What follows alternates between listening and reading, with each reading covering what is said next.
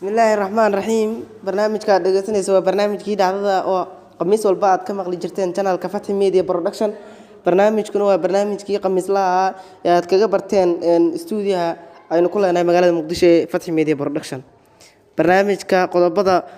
dhacdada ugu door karoon saakay adeega forex oo laga mamnuucay Somaliland wasiirka maaliyadda Itoobiya oo shalay gaaray Hargeysa iyo ujeedka socodkiisa Puntland oo xayiraad ku soo rogtay shirkadaha ka shaqeeya arrimaha xajka dagaal siyaasadeed u dhaxeeya dalalka Djibouti iyo Kenya oo meel xun gaaray dani oo xilka ka qaaday taliyayaashii ciidamada badda baaritaan lagu sameeyay shaqaalaha gobolka Banaadir oo la soo bandhigay shirkadda Forex 252 oo lacagii ay u dhiibteen ummadda Soomaaliyeed ka lunsatay qodobada warkaas dhacdada oo faahfaahin ku soo dhawaada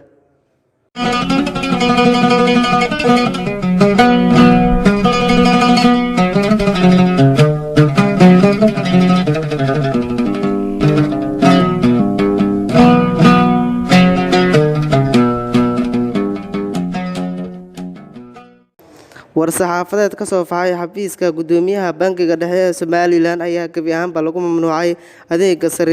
sarifka lacagaha qalaad ee forex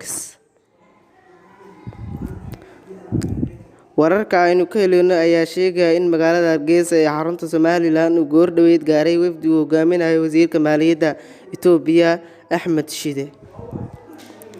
wasaaradda cadaaladda arrimaha diinta iyo dhaqan celinta dowlad goboleedka Puntland ayaa si isku meel gaar ah shaqo joojin ugu sameysay shirkadaha ka shaqeeya arrimaha xajka iyo cumrada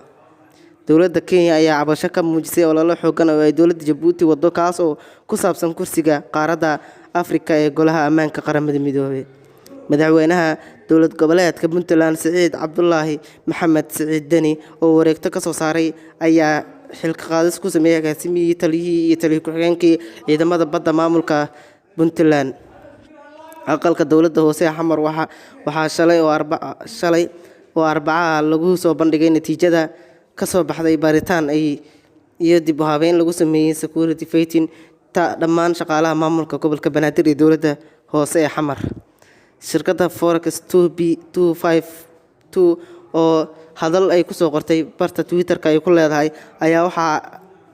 la sheegay in waxayna dhaheen hadalkan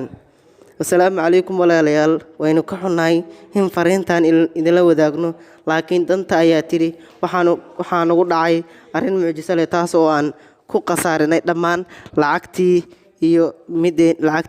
iyo mideeniba lacagta aan idin haynay waxay ahayd 157,000 waxaana naga qasaartay lacagta aad u jeedaan oo ah 252,000 oo dollar oo ah midii iyo mideenii isku darsan ay hadalkaas ay shalay barta Twitter-ka ay ku leeyihiin Forex 252 ay ku soo qoreen halkaas ayaan ku soo gudbin doonaa barnaamijkii dhacdada inta barnaamijka mid waxaan ku kulmi doonaa waxaan kaga tegaynaa sidaa iyo amaana Allah